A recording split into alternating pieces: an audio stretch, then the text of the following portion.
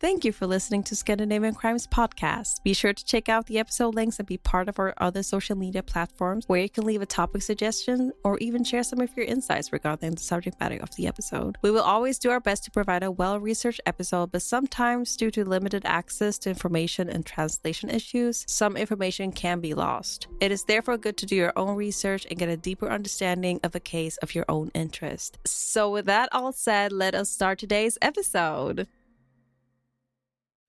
Welcome to Scandinavian Crimes. My name is Devante, and say hello to my lovely co-host, Delila. Hi. And on this podcast, we will cover famous Scandinavian criminals who made their mark throughout Scandinavian history.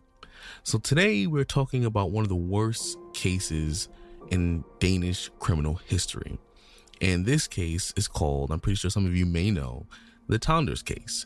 Now, this case involved children and their parents not only sexually abusing them, but also how their parents allowed others to sexually abuse them, and how eventually the laws changed surrounding this case, which kind of changed the precedent for the cases moving forward.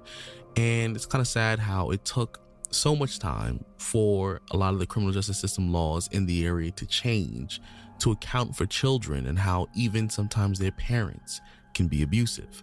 So this is not really going to be like a full-fledged story because a lot of the information surrounding this case is very much not necessarily like private per se, but a lot of it was for the anonymity of the children involved, and as well as it's kind of crazy to say, but the mother as well, and the father, and all that stuff. So just the people involved, there's just kind of like this veil of, just, I guess, kind of secrecy. So everyone can get their privacy, they did their time, and, I get it. So there's not a lot of information for us to kind of make a juicy story about. However, this is still a very important case that I think we should discuss and just kind of go over and and just kind of see where this kind of story and conversation goes. So whatever you're doing right now, whether you're on your way to work or on your way to wherever, or maybe just relaxing, you already know the routine. So go ahead and grab your snacks, grab your tea, grab your hot chocolate. It's that time of year, that pumpkin spice latte, whatever you got. And today we're going to discuss the Tonders case.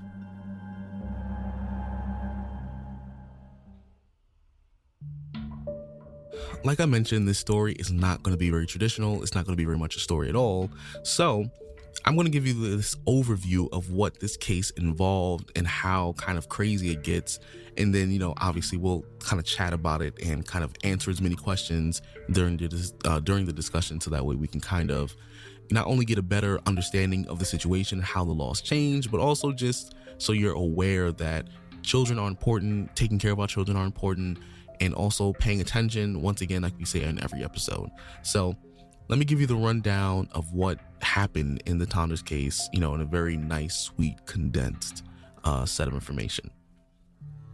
So this story involves a father and a mother. Now, these two parents were involved in the rape and sexual assault of their own children.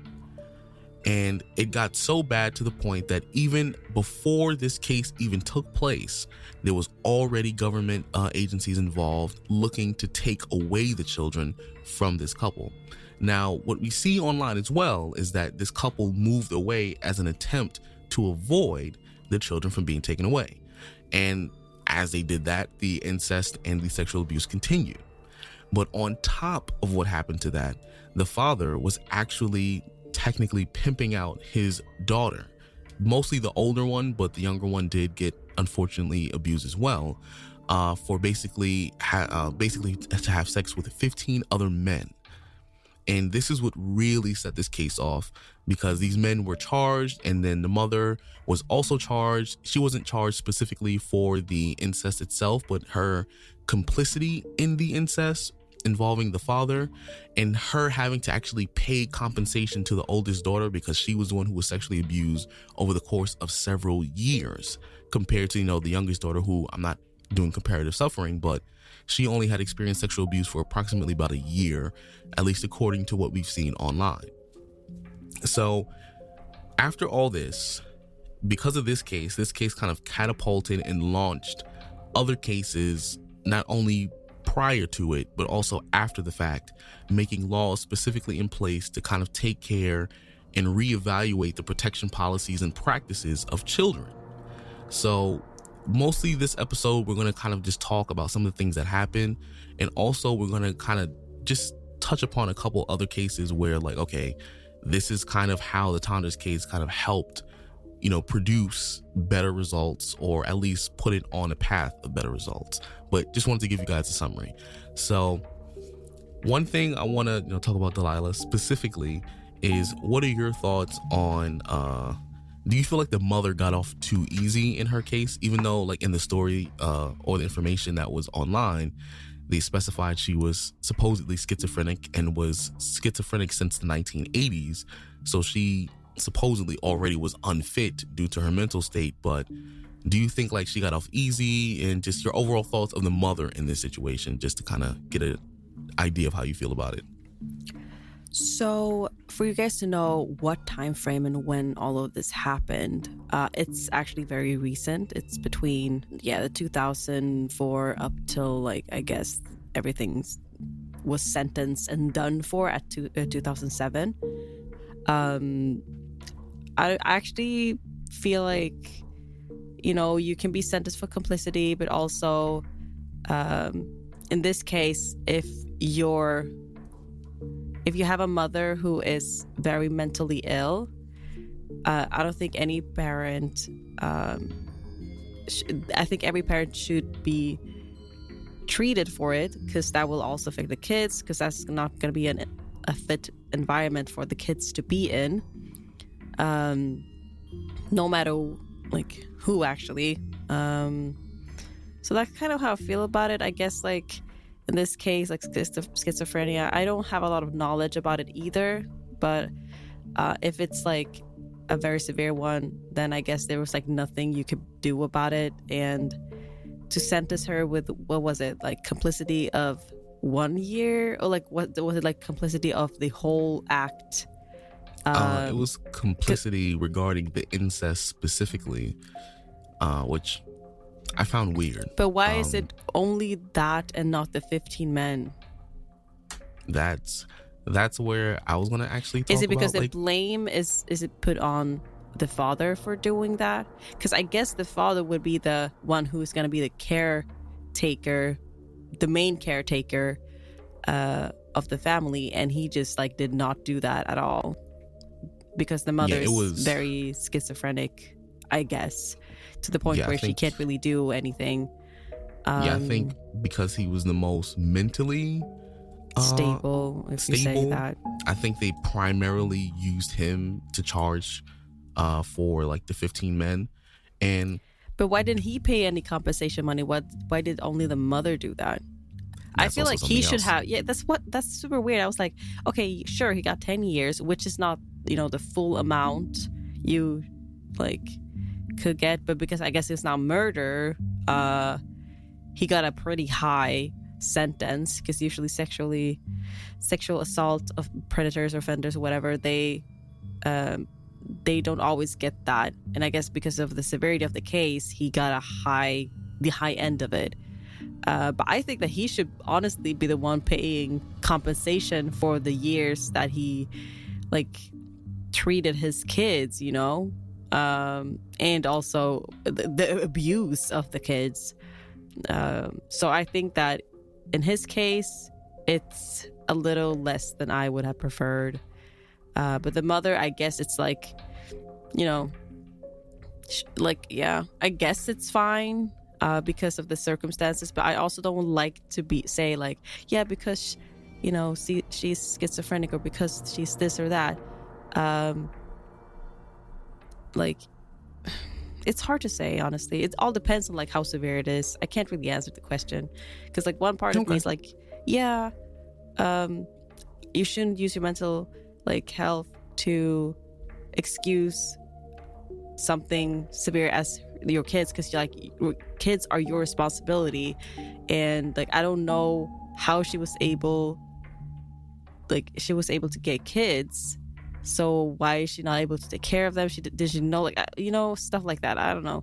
I understand the confusion about, well, not necessarily confusion, but just the overall weirdness of it. Dilemma, I would say. I don't know how to answer the question. It's like hard for me to do that.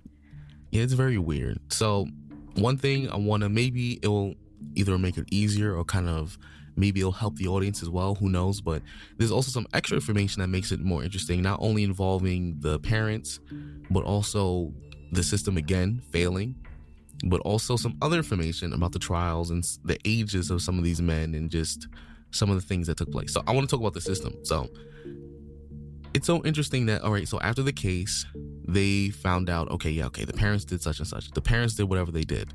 But then even after the fact, the parents, they got their perspective, convictions and dealings of the situation.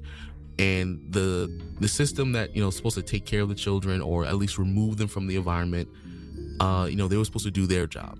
So even though the parents had to pay them, the mother specifically had to pay the oldest daughter compensation for damages, come to find out as well that the system that was supposed to help her was miscommunicating.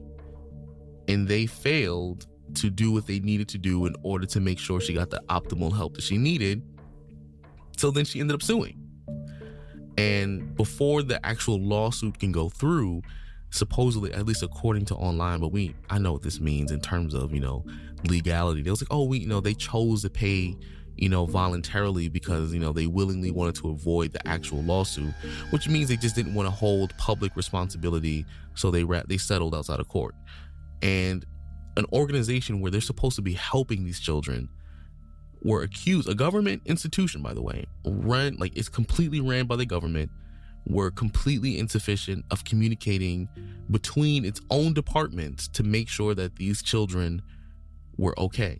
Essentially, they were like damn near neglected because of this government agency and them not communicating very well. And the fact that even though this case, like in terms of when all these convictions took place, this is like closer. I'm lying. This lawsuit took place on March 2014. That's when this happened. This is still recent history. And that happened where they had to sue the department just so they can get some sort of attention, and then they still ended up neglecting them and weren't paying attention. And I say this every episode when there's children involved or just people in general, when the government gets involved. The government, they need to be better when it comes to helping people because they need pressure from they need pressure. It happens or else they won't do it. Yeah. All the time. You know how many stories from our podcast alone where a lot of these organizations, they aren't doing what they're supposed to be doing. And unfortunately, people fall through the cracks, and then sometimes people can die because they're not paying attention the way they should be. And that it should never be that way. But unfortunately... And this is in Scandinavia with the lowest crime rates and everything. Like, imagine how it is in other countries. Yeah. And it's ridiculous when you think about it because, every country wants you to have, children, have a happy family, population reasons, political reasons. But to see that they don't value the children enough to make sure that they're taken care of, it's really a red flag for many, many people. And I see why people don't feel comfortable in many countries to have children, because there isn't support for children. And more specifically, I always say America is, the worst or one of the worst countries for it, but it's just ridiculous. Now, on top of that, during the trial, they actually managed to reveal the ages of some of these men.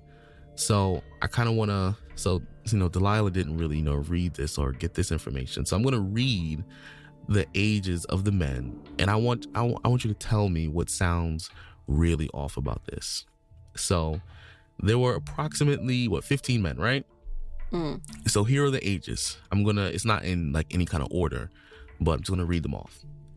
58, 35, 23, 37, 38, 18, 65, 45, 49, 35, 54, 61, 74, and 45. I want to throw up. Honestly, what the heck is wrong? Oh my God. Okay, like, oh my God, no. I can't do this. No. Like, I knew, like, pedophilia was a thing, but, like, that was 15 men probably living their life, some of them being married, having family,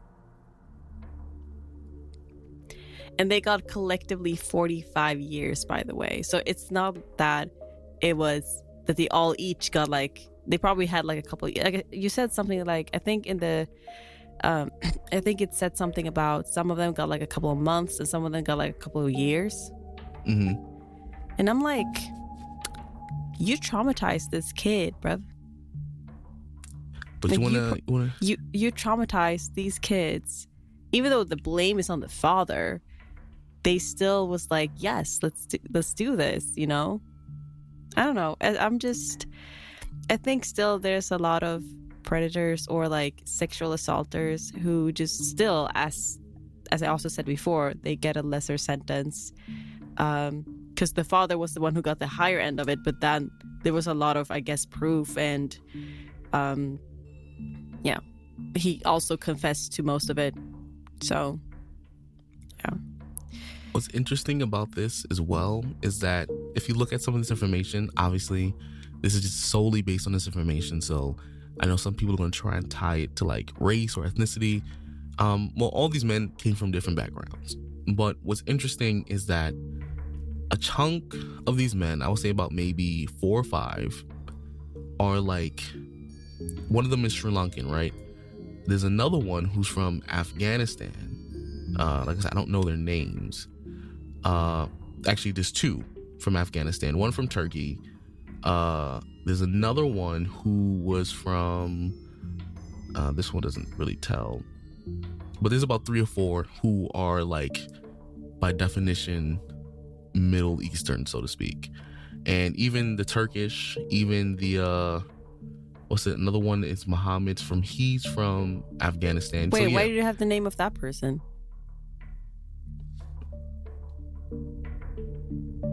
Because you had the name of one. What happened? Yeah, with he's the only one that has that says a name at least. 23-year-old said Muhammad. Yeah, that he's the only one who had a name. Oh wait, no, all of them have a name. Okay.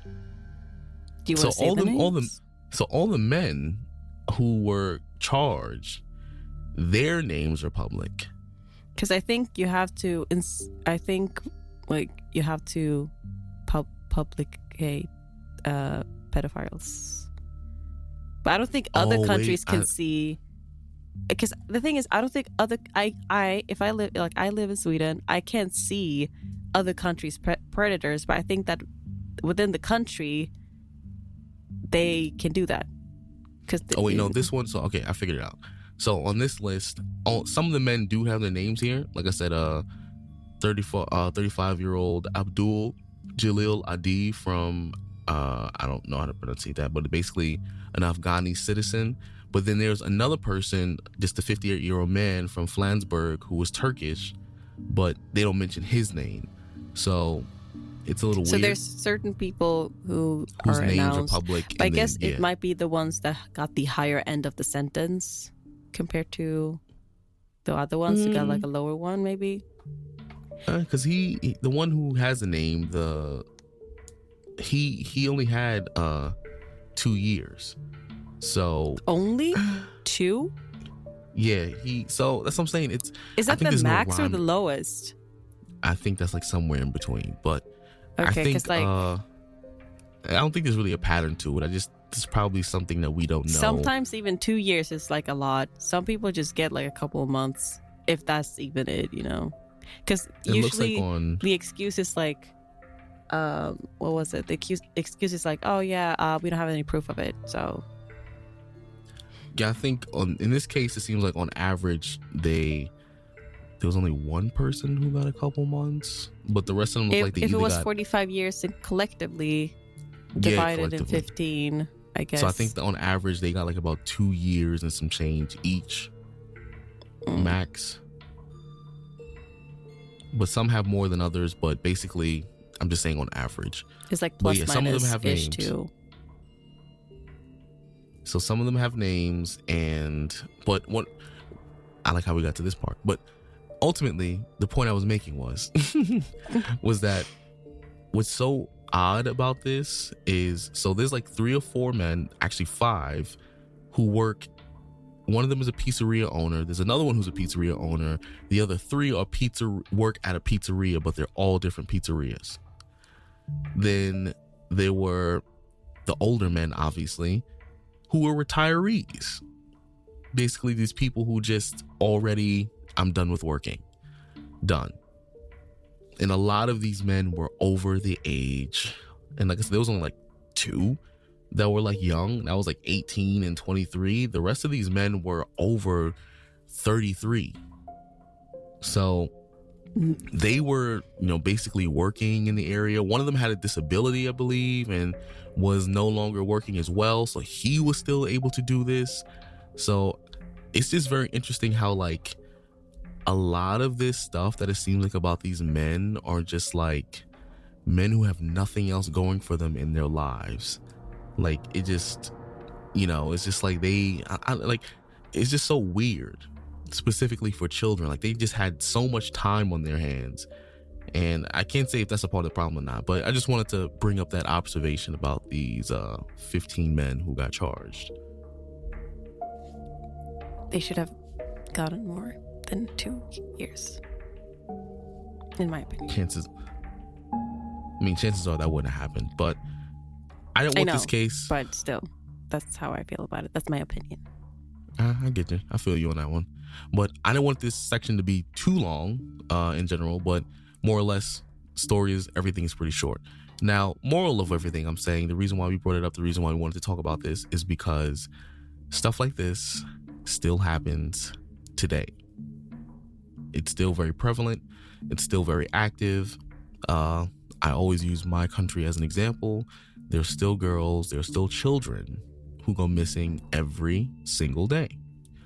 And this case, in this scenario, was something that brought light to not only how this case can easily, bring light to the fact that parents can be abusers. Abusers, unfortunately, are typically people the closest to us for both children and adults, but also how the system, no matter how, much better, quote unquote, we can get, sometimes can still fail. So please be mindful. Please pay attention. Please, let's just be better people, because we should not still be dealing with this. We're supposed to be in an age of, technology and advancement, innovation, but we're still, it seems like we're still having a hard time kind of being decent to each other. And I know for a fact a lot of the effects of this case are still happening today. And I want to make sure that we understand this, we're on the same page, because there's going to be a lot more cases in general moving forward regarding children, not just, like immediate episodes, but just overall. There's a lot of episodes that are going to involve children in some way, shape, or form, which is sad and sickening. So we just need to be better, and we need to make sure that we, just learn from our mistakes. So anything you want to say, Delila, before we wrap up the episode? Just a little short something. As y'all already know, it just hurts me to see, children, being hurt and abused. So this case really, even though we did a little mini case like this, it was like a free form, and I think it's a nice way to just, get through with it. Because it's because of the kids involved, we don't really see a lot of, details about the case, obviously, and also what Devante said before.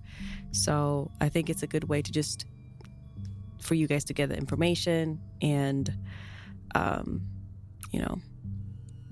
we want you guys to know that this is an issue. And even, this case changed the laws for children and children's rights in Denmark. So that's why we think it's important to get it out there. Yeah.